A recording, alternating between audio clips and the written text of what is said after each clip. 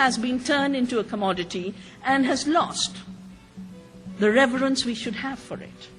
The reverence that allows us to care for food, that allows us to have good food, that allows us to know the difference between good food and bad food, that allows everyone to get food to eat.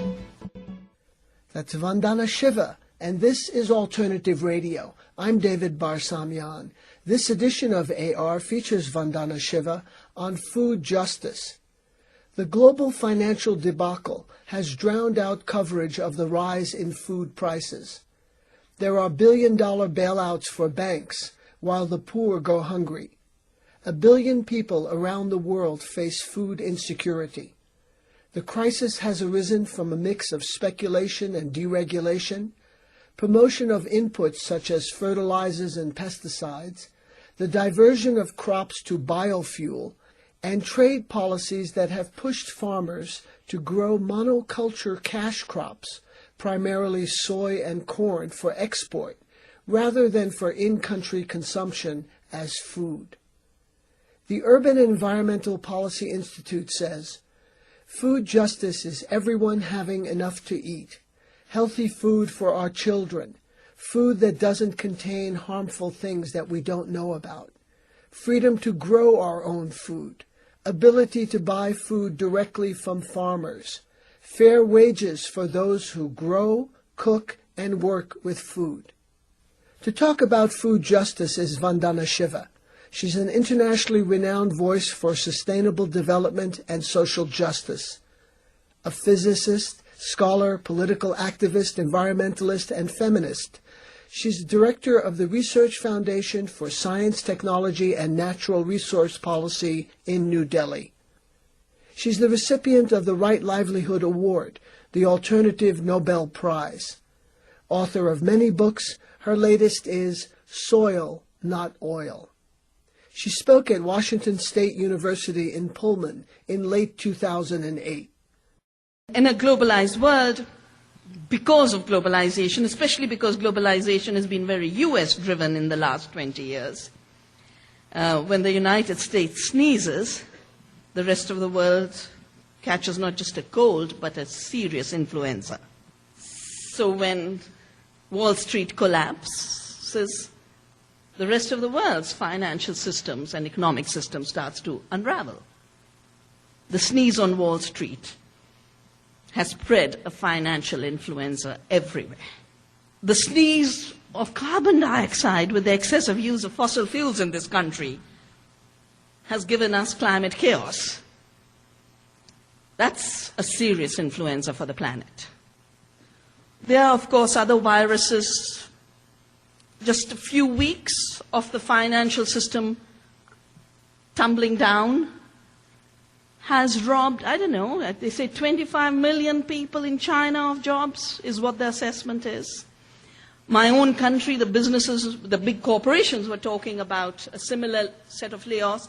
The interesting thing is when millions, are driven off the farms and driven off small-scale employment, nobody counts. It's when the big corporate world starts to lay off, that the counting starts to happen.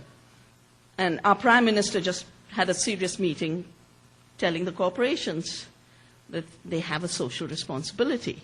Suddenly, social responsibility is back in currency. It's a word you can use when you talk to businesses, because till 5 months ago, it was competition at any cost. The more greedy you were, the more rapacious you were, the better you were, because you were more competitive. And competitiveness had become the religion, and Wall Street had become the church. The world food crisis is one example of corporate influence that has been a very serious virus that spread worldwide, and this year it erupted in the influenza of the world food crisis. 40 countries had riots. In the 2 decades of development, from 1991 to now, Indians are eating less. They're eating less because our basic food security has been compromised to make globalization happen, to create the kind of growth that gets measured in the ledgers of the World Trade Organization, in the profits of Cargill. But in the lives of children and women, it translates into malnutrition and hunger. So the average Indian consumption of food has dropped from 178 kilograms per capita per year to 157 kilograms per capita per year. And the figures have come out now, a World Bank study that was prepared by the World Bank. And, the World Bank isn't usually very good at telling us real causes. But in this case, they did say that 75% of the rise in food prices now could be explained by the diversion of food to biofuels.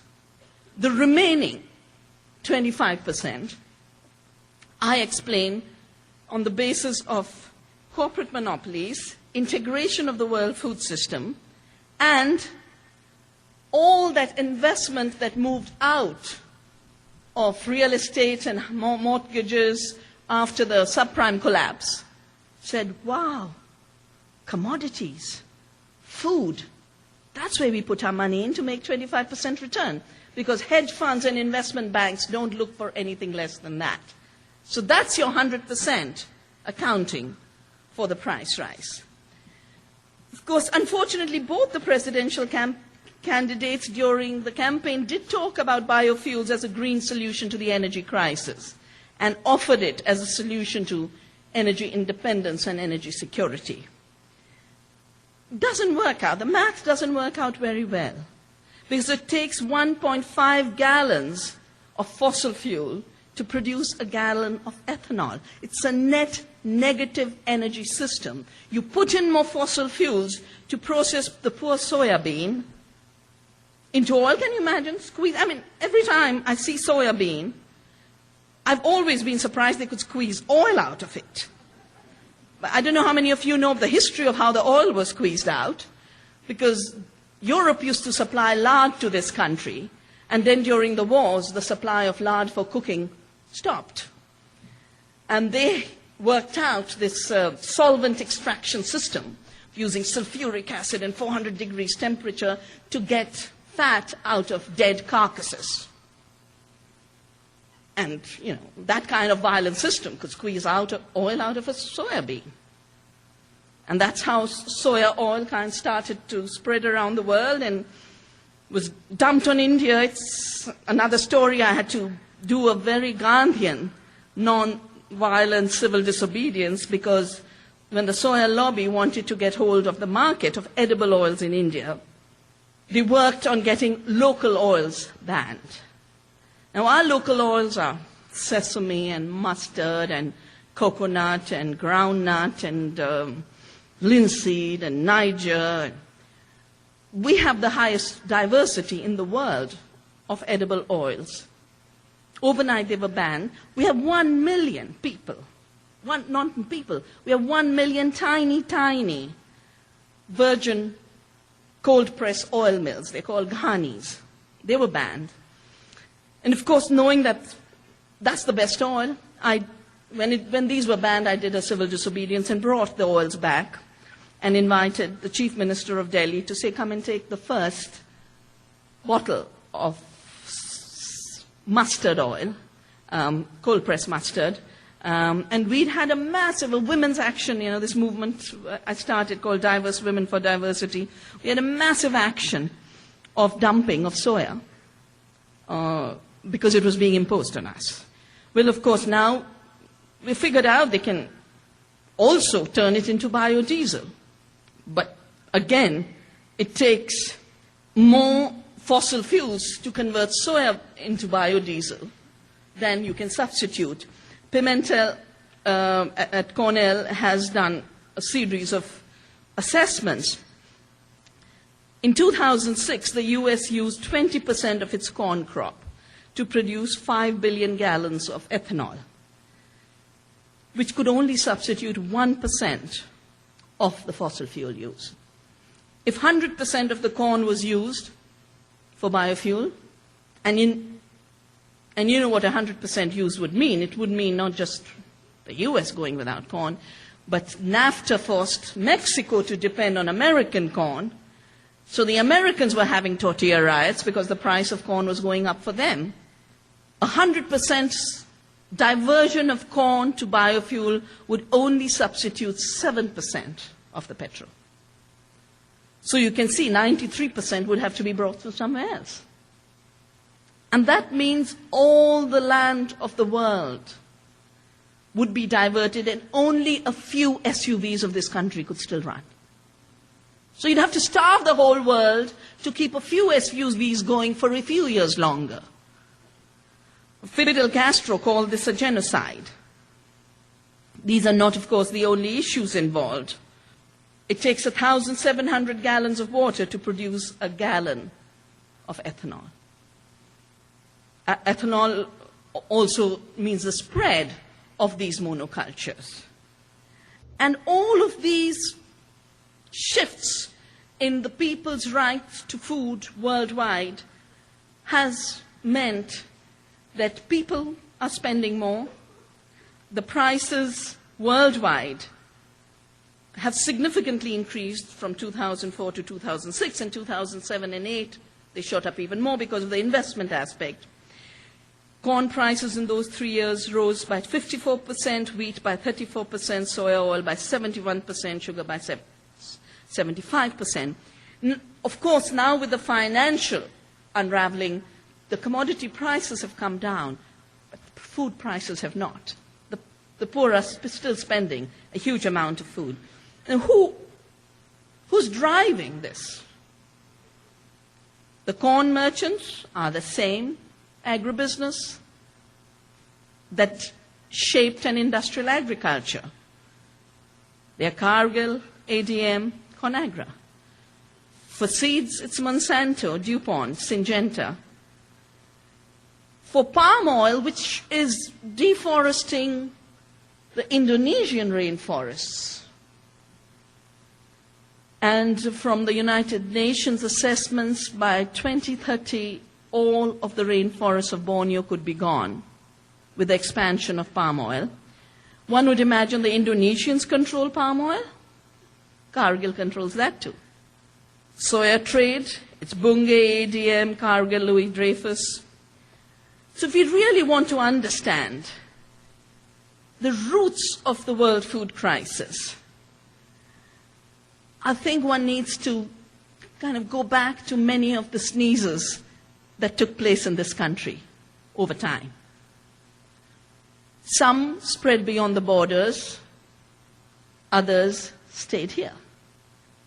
The Green Revolution was the first attempt at expanding the control of US agribusiness over agriculture in other countries.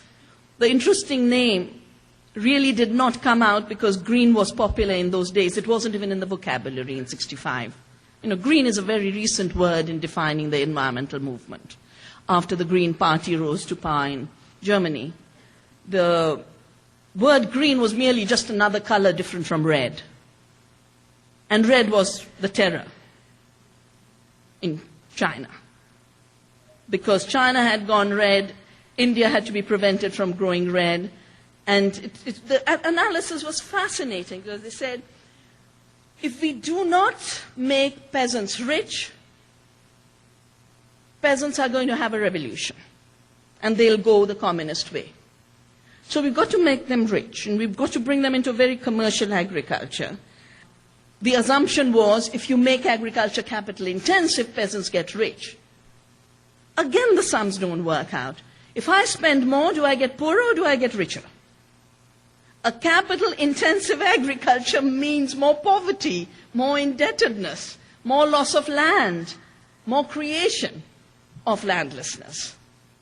So they kind of forgot about the debt part, just as recently they forgot that you put all of society on a credit spending, sooner or later you'll get into trouble.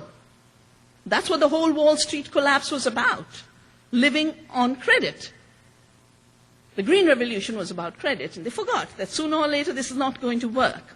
Now, I got interested in this issue because in 1984, we had the worst violence in the state of Punjab.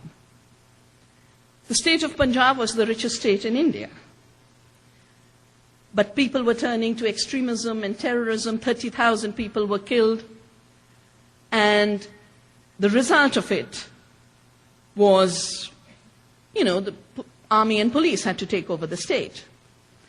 I have often said Punjab was 9/11, but the world did not, was 6 times 9/11, but the world did not notice. I'm a physicist, and to me, there were just 2 questions in my mind that I had to answer.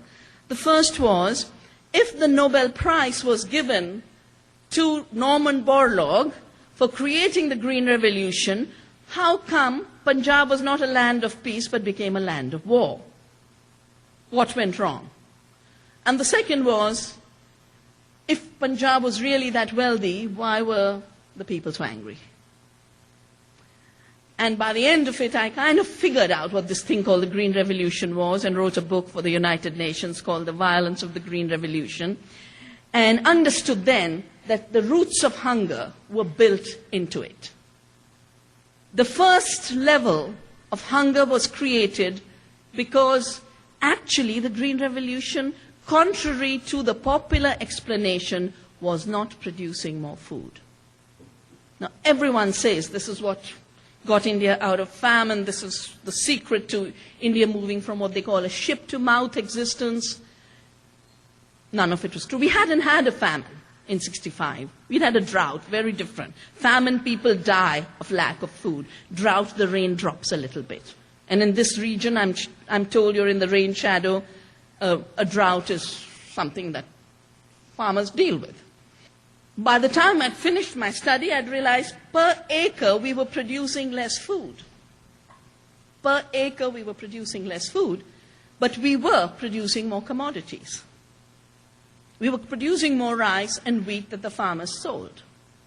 But we were producing no lentils, no dals, no pulses, no legumes, no oilseeds, none of the mixed agriculture that is required for a full food security in our kind of context of primarily vegetarian diet. If you look at the nutritional per acre or food per acre output, it had dropped dramatically.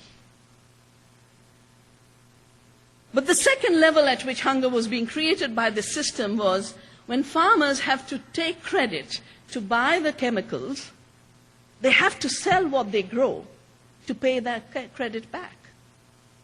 So ultimately, chemical industrial farmers under conditions of poverty never eat what they grow. They're selling everything. And that's what explains this crazy situation of today, that most of the hungry people of the world are actually rural agricultural producers. This is new. Hunger used to be an urban affair when in 1942, with the Great Bengal Famine, 2 million people died in Bengal because the British took every bit of rice and exported it.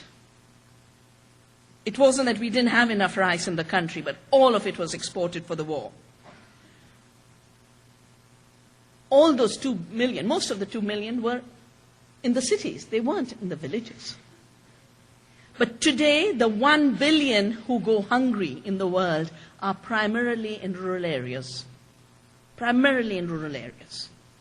And that's because these agricultural systems, on the one hand, constantly take away from the producer what the producer has grown, or, after some amount of indebtedness, take away from the producer the very land on which you could have a livelihood or produce your food. With the second big sneeze from the United States that gave the world a huge food insecurity influenza was the World Trade Organization. And we've had trade before. India exported spices centuries and centuries ago. Even poor Columbus was actually seeking India's spices. He lost his way and came to this country. And therefore, the Native Americans have always been called Indians because of his error of where he landed. But it was looking for spices. And Columbus was entering the spice trade because we had the trade anyway. In the literature I have read that a bag of pepper, black peppercorn, used to be exchanged for an equal weight in gold. A sack of gold for a sack of corn, or peppercorn. And so that's what the trade was about. But the new trade embodied in the World Trade Organization is very different. If you look at the trade driven by the World Trade Organization today, it is not trade in an excess. It is trade that is creating a deficit. That's why I have called it not free trade, it is forced trade. You're forced to engage in it against your sovereign decisions. Who made the decisions of WTO? Now, I was very fortunate that I happened in '87 to be invited to a meeting in Geneva. I had no idea all this was going on, but the corporations were all there. And they talked about how they would have a new world order on food. And they laid out their dream. And their dream was only genetically engineered seed, all seeds patented, and total global integration of the food system. I've spent my life defending biodiversity, the integrity of life, the intrinsic value of every species, every person, every race, every gender. And the idea of ownership over life was just, for me, like a red blanket in front of the bull. But also the idea that life would be patented meant now it was being assumed that life is a creation of corporations. But it's not. It's scientifically not true. Life makes itself. That's what's so beautiful about life. You put a little seed into the soil and it makes itself. Doesn't need permission from Monsanto. Can I grow now? Can I turn left for the sunshine? Can I turn right? It just grows. Grows with the elements. It grows with the soil, with the sunshine. So the idea that seeds would now be treated as the invention of corporations. Untruth, and that's the second thing that really stirs me. I can't deal with untruth. I just can't deal with it, yeah. You want to get me really engaged, tell a lie. And it seemed half my life, I'm spending so much time just saying, no, it's not true that the Green Revolution produced more food. And it's not true that a seed is an invention. A seed is the embodiment of millennia of years of evolution of that species and centuries of the interaction between human intelligence, the farmers, their breeding. Industrial breeding is very recent, and it can just sort of tinker a little bit, even when they shift genes around and create genetically engineered organisms, which is when the pattern started. It's a bit like, bringing this chair into this hall. You bring a gene from one organism to another, you bring a chair from one building to another. Does this movement of the chair turn into the construction of this building? Isn't. Just a movement of a chair. It's a shuffling of furniture. Genetic engineering is a shuffling of genes. You should be putting U-Haul every time they do genetic engineering. That's all they're doing. Getting a trailer. The trailer in this case is a gene gun, and they just shoot. But how can you then say you've created the whole thing, and not just the whole thing, but generations and generations of its capacity to multiply, reproduce, and be its own thing? When they did, remember the Dolly episode? Yeah? Dolly, again, that's another sneeze. Yeah. Another US sneeze. You had a Dolly Parton. So in Edinburgh, they call a poor cloned sheep Dolly. And she was considered second creation. And Ian Wilmot, the scientist who had cloned her, and again talking about cloning, what did he really do? He took two cells and took out the nucleus of one, and then just shot it with electric currents till something fused. And one of them, one of the 273, ended up being a sheep, whom he named Dolly. The other 272 were mutants. I wrote an article in those days called "What Happened to Dolly's 272 Sisters?" Well, Dolly, of course, was supposed to be this miracle factory forever producing pharmaceuticals in a mill. They had a patent on her. She was now going to be the property of Protein Pharmaceuticals Limited. And the patent was for a mammalian bioreactor. Mammary glands used to produce chemicals, which, of course, interestingly never said only in the sheep, so it would actually cover the human too. Dolly's in a museum. Protein Pharmaceuticals is closed. And the second creation did not work. But it doesn't matter how many experiments go wrong. Monsanto, along with a group of companies, realized there's big money in this. There's big money if you can own and control life, because landlords only take rents on land and buildings. Life lords take rents out of every generation of reproduction of a species. And then if you have in your hands the power to terminate reproduction, which is what the Terminator technology is about, can you imagine what a rich life lord you will be? So Monsanto with others got together and wrote a treaty called the Intellectual Property Rights Agreement. My government, led by an amazing man who I work very closely with, S.P. Shukla, said, but this is nothing to do with trade. How we give patents, how we assign copyright is something about domestic decision making. This is not about trade. So the US lawyers in Washington just went back and put TR before IP, and that's why it's called the Trade-Related Intellectual Property Rights Agreement. What a mouthful. I call it the Monsanto Treaty. The Monsanto Treaty, and its key article is an Article 27.3b, which allows Monsanto to have monopolies over seeds and life forms worldwide. Interesting other combination is the same companies that control the seed and biotechnology commercially today are companies that control agrochemicals, and they're companies that control medicine and pharmaceuticals. So they're talking about very large-scale control over life. As an aside, let me just sort of say, I switched to Fox News today, and I find the real place to figure out this country is to go to Fox News. And so Fox News, he's trying to talk about all the places where Obama is going to go wrong. He says, he wants to tax the rich. And the person he was interviewing, a senator, talked about somebody who had proposed a 90% tax on the super rich. Earlier, not now, 20, 30 years ago. And so you want 90% tax? He says, no, I don't want a 90% tax, but we have to have a higher tax for those who are richer than for those who are not. Of course, the interesting thing that never comes up is how did they get rich in the first place? Yeah? Basically by taxing society, by all kinds of means, including privatization of life.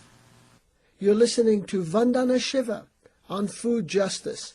This is AR. You can order copies of this program by calling our toll-free number, 1-800-444-1977. That's 1-800-444-1977. Or you can order online on our website, alternativeradio.org. That's alternativeradio.org. If just sitting back, buying up companies, a Monsanto can take over the entire seed supply of a country like India. There's no limit to their wealth. Profits increased 100% last year. On top of it, they increased the price of corn seed. I think it went up from $200 a bag to $300 a bag in the middle of the crisis. But what does it cost to a small farmer in India?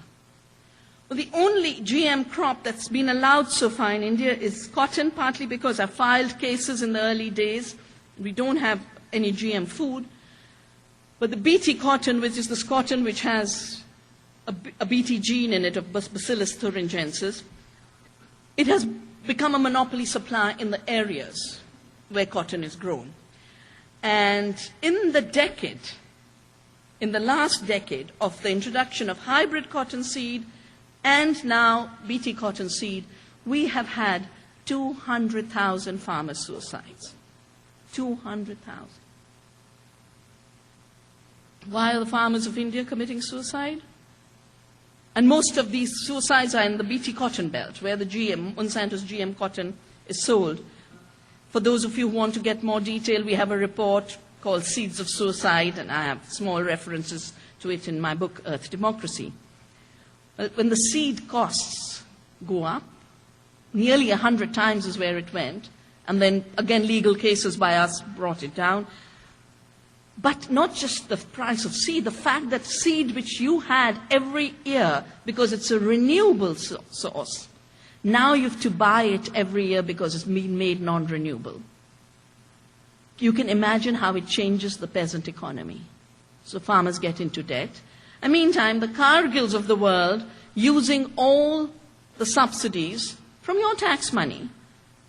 I think the next democratic revolution will have to be about public taxes and how they're used. Will they be used to bail out banks and give CEOs new, what do they walk away with? Bonuses. Yeah. They got bonuses out of that bailout. Will they be used as subsidies for agricultural, for dumping agricultural products, Last year, suddenly, the apples on the streets of India were no more from Jammu and Kashmir, which is our apple area. They were from Washington. To travel that far, you need huge amounts of export incentives for the Washington apple to travel so hard, poor thing. Cotton alone gets $4 billion subsidies in this country. Overall, in the rich countries, the agricultural subsidy is $400 billion. That's more than $1 billion a day. That's what's causing hunger and the food crisis worldwide. Because when a commodity is dumped, farmers don't produce locally anymore. First year, the farmers get wiped out. The second year, the other people who depend on the farmers don't have anything. Overall, if you really look at it, what's happening is production itself is being attacked. So we have a crazy model of trade that assumes as long as you are swapping things around, something will happen, growth will happen. And of course, growth of the Wall Street kind happens, because when a Cargill comes to India and picks up wheat at $60, it causes scarcity in India, and then it brings back that same wheat and sells it at $240, something that did happen in 2002. So Cargill ended up with $180 profit on every ton of wheat. For the poor of India, there was a doubling of prices. For the government of India, there was a loss of $180 multiplied by 2 million. That was the import of that year. All this global swapping is ultimately creating a structure which is pushing out the farmers, and of course the US farmers have been pushed out over a longer period of time. In countries like India, in countries like China, which account for half the world's population, half the world's farmers, India accounts for every fourth farmer alive in the world today. 70% of our people farm. But one trigger, one sneeze in the Chicago futures trading, one sneeze in Wall Street can sniff out the life of millions and millions of farmers, but also millions of poor people whose entire economic entitlement changes. If you are poor and are eating one meal a day, when food prices double, all you can do is eat half a meal a day. And that's what accounts for the growing malnutrition, especially of women and children in the third world. I'm sure there are people among you who are looking at those issues, but at the root of it is the fact that food production is being made unviable deliberately by distorted policy. How could it be unviable? It's working with the earth and producing something everyone needs. Agriculture is one economic activity that should never, ever become unviable. But an industrial system controlled by global corporations is making it totally unviable. Now, it doesn't have to be that way, because an agriculture that is ecological and biodiverse, I do think the wonderful rolling hills of this place could do with a little more than wheat.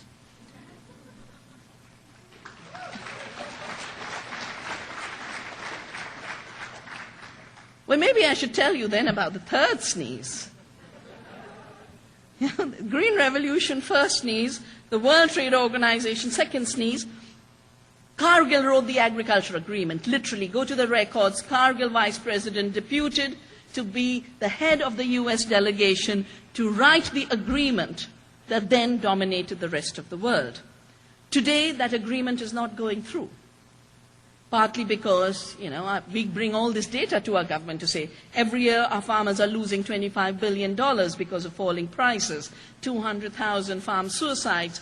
How can you continue to agree to a trading system where our farmers are being annihilated? So now India has had to say, we won't allow our farmers to be killed. So what does the US do? It now goes round WTO, and there's a bilateral. It was signed on the same day when the nuclear deal was signed. It's called the US-India Agriculture Agreement. It's actually called the Knowledge Agreement of Agriculture. And it has had two big pushes. Making India buy wheat from the United States. We don't need to buy it, that's why it's forced trade.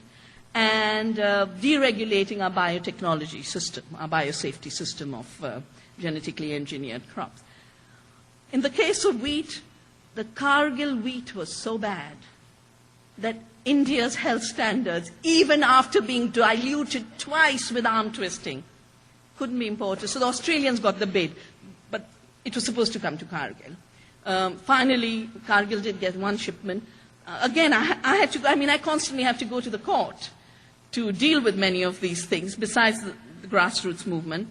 And now this whole wheat import issue has been stalled, both because of our cases as well as the fact that the international prices of wheat has shot up so high that no amount of justification can allow India to import from the US wheat with 17 weed infestations, pesticide residues way beyond our allowed limits, permissible limits, and wheat so bad that some of the local government agencies that were distributing it to the poor had to put unfit for eating.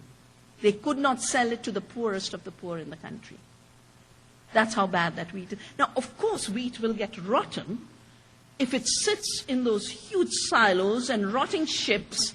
And if you look at the standards of exports, you're allowed to mix sawdust and nails this percent and rat droppings this percent. It's all allowed.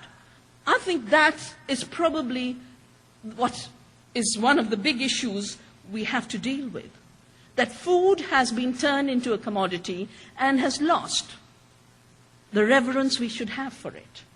The reverence that allows us to care for food, that allows us to have good food, that allows us to know the difference between good food and bad food, that allows everyone to get food to eat. Because if every other species on this planet has a natural right to food, should not the human species, and one among them all, also have a right to be part of the food web? And not be defined out of it just because people don't fit into this profit-driven system. The system itself has generated the triple crisis we face. Last year, the big crisis around the time ALGO and the IPCC got the climate award for peace, it was all about the climate, most serious crisis, climate. And by this March, April, it was all about food, the food crisis. And a few months later, it was the financial crisis. All three are intimately linked. They're intimately linked. And agriculture that requires huge amounts of fossil fuels, chemical inputs, totally non-renewable, is an agriculture that requires huge amounts of financial systems, a credit-based system. It turns a farmer from being a producer into being a consumer of toxics. And it turns all of us from being healthy biological bodies to being dump yards for toxics. The climate crisis is also very closely related to all of this. Nitrogen fertilizers account for 60% of nitrogen dioxide emissions. Overall, industrial agriculture, globalized agriculture, accounts for 25 to 30% of all greenhouse gas emissions.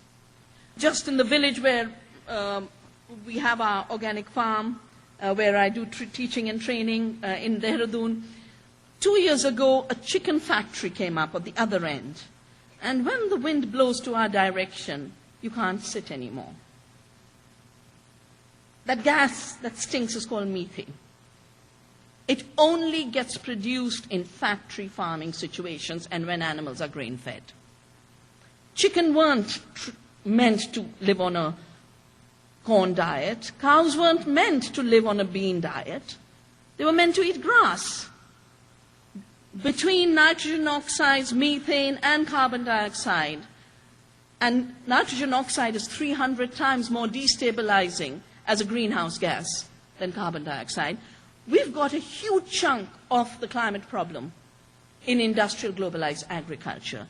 But we have a huge chunk of the climate solution in ecological agriculture with higher levels of food sovereignty, higher levels of local self-reliance in food supply. We'll have to do this anyway because of peak oil. Production has gone into the negative. But have you noticed that even while production is falling, the prices are also falling? Normal economics, supply, demand, yeah? Things become scarce, price should go up. Things become, you have more, price should go down. It's not working anymore, not in agriculture, not in oil. But oil is running out. And we cannot run an agricultural system that assumes fossil fuel availability forever. And you can't imagine an agricultural system which grows the corn and soya to keep running that agricultural system as biofuel. Just doesn't work out. No matter how far you go and how much you expand. You have 4 crops that are expanding: corn, soya, canola, cotton. Soya is invading the Amazon. After the Amazon, what? It's a system that cannot generate food security for this planet, cannot generate climate security, and it can definitely not generate economic security. Over the last 20 years, I have tried to build on the best of knowledge available in agricultural communities. And we have worked on a model that is not chemically intensive, but is biologically intensive. Because, you're always told intensive agriculture feeds the world. It's not intensive in a food way or a nutritional way. It's intensive only in terms of how much chemicals you can put into it. But more chemicals does not mean more food. It just means more disease. Our farmers are earning 10 times more than the farmers growing genetically engineered BT cotton or growing food with chemicals, the organic farmers. And it's natural, First, they're not spending anything on external inputs, so you have a huge savings. And secondly, you're producing more. You're actually producing more. Except that, of course, with diversity, the production goes up even higher. There's a 1-to-1 correspondence of production and biodiversity. The more biodiversity on your farm, the more food production you have. And the reason this was not noticed is because of the monoculture of the mind. The monoculture of the mind can only look at single commodities. Global trade can only deal with 4 or 5 commodities. But a farmer can grow 250. Our farmers grow 250, 300 plants in beautiful interaction, in beautiful cooperation, in beautiful synergy. So you reduce financial expenditure, increase farmers' income, increase food production, reduce greenhouse gases, increase the adaptation of agriculture to climate chaos. You're solving all the crises by doing the right thing for the planet. Just living the right way. Conserving biodiversity, growing food with care, giving it and sharing it with care. I am sure we can see in the next few years a shift from monocultures to diversity in agriculture. We can see a shift from chemical agriculture to ecological farming. If regulation of the financial system has become fashionable again, I do think it should be possible to think of regulating the genetic engineering industry as a possibility. We shouldn't imagine it's beyond our capacity. It is time for change. It's your time. And I know for many of you, the dream of sustainability is a huge dream. The dream of justice is a huge dream. And I think that will be the challenge. That will be the challenge. And, you know, people think the corporations are so big, they're going to influence. Every time people say, but how can you deal with them? I say, they've made our life so easy. There are only 5 of them. Yeah? There are 5 grain giants and there are 5 seed giants. There's 10 of them we have to deal with. Yeah?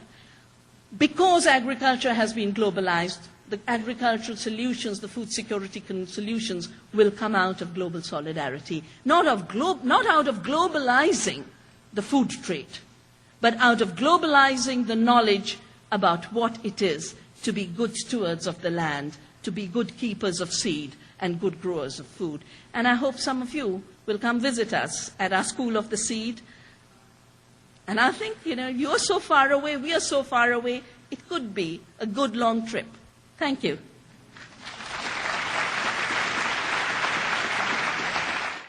I'm a student here. I was just wondering, what can I do as an individual and what can we do as a collective to help solve world hunger?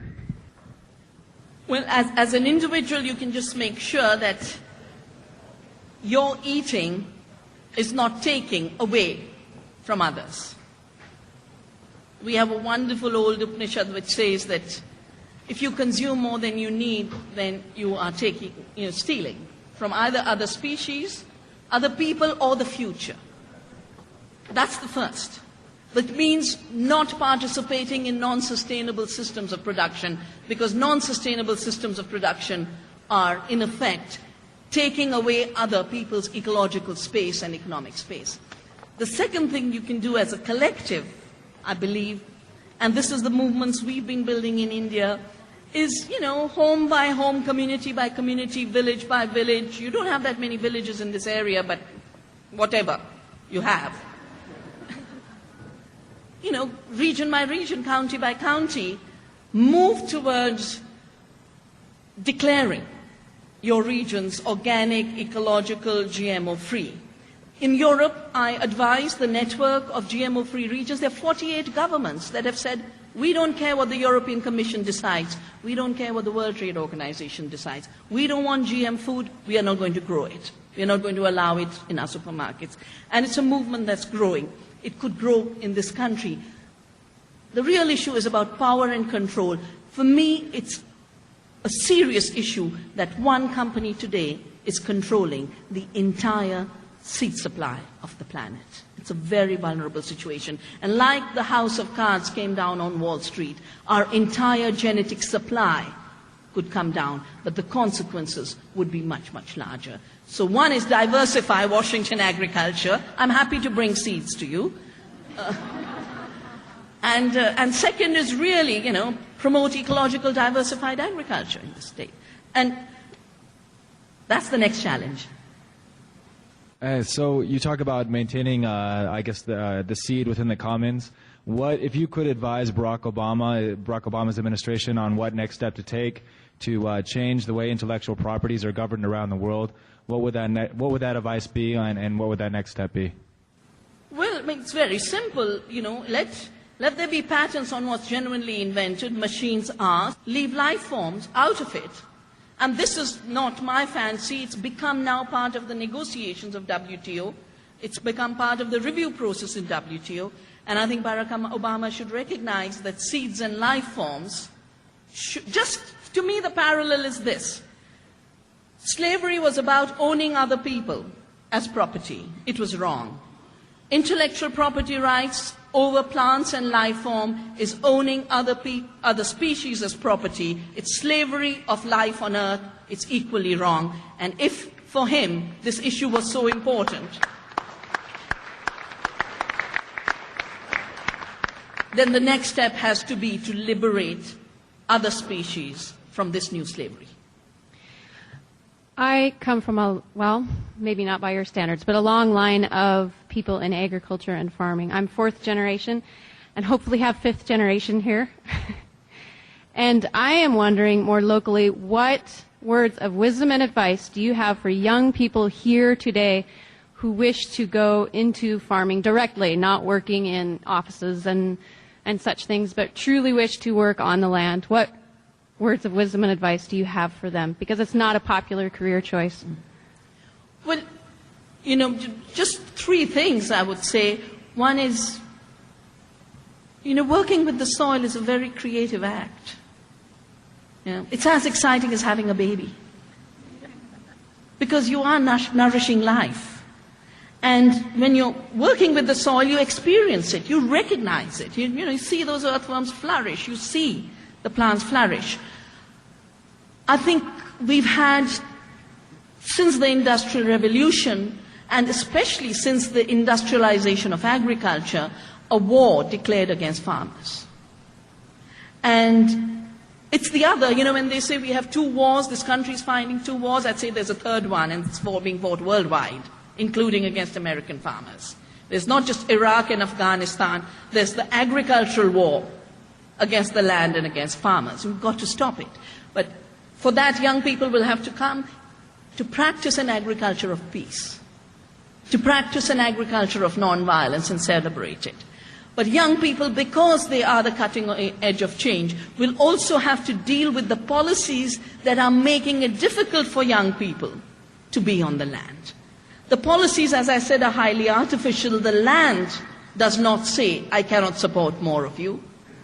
Policies say more will not be supported because labor has been treated as the only input, and the minute you can remove half of the population of the farmland, your productivity of agriculture doubles, That's the only productivity that's measured.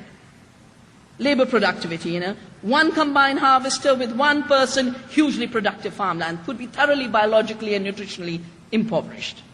So we need, like I said, the next step is to create build on the movements that are already there, to make it viable for a young person to farm, to make it viable for a young person to open a local restaurant, to make it viable for a young person to be able to participate in a local market. I think those are the closures that we have to open up again.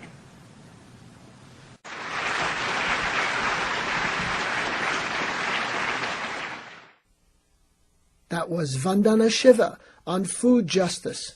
She spoke at Washington State University in Pullman in late 2008. Vandana Shiva is an internationally renowned voice for sustainable development and social justice. She's director of the Research Foundation for Science, Technology, and Natural Resource Policy in New Delhi. Author of many books, her latest is Soil, Not Oil. This program is produced by Alternative Radio, an unembedded award-winning weekly series based in Boulder, Colorado. Since we began broadcasting in 1986, we've always offered AR free to all public and community radio stations in the United States and the rest of the world. AR is independent. Our sole source of financial support comes directly from listeners just like you. AR features such voices as Eric Schlosser, Howard Zinn, Fatima Bhutto, Gore Vidal, Tariq Ali, Arundhati Roy, and Noam Chomsky. To access our vast audio catalog, including other Vandana Shiva programs, And to find out about subscribing to AR so you don't miss a single program, we offer CD, printed transcript, and MP3 subscriptions. Go to our website, alternativeradio.org. That's alternativeradio.org. To place a credit card order for a CD, MP3, or written transcript of the program you just heard, Vandana Shiva on Food Justice, call us toll-free at 1-800-444-1977. Again, that toll-free number is 1-800-444-1977. Or you can order on our secure website, alternativeradio.org. That's alternativeradio.org. Nancy Casey recorded the program. Series theme music is performed by the Kronos Quartet from Pieces of Africa. Stephanie Brown is our editor. I'm David Barsamian. Thank you for listening.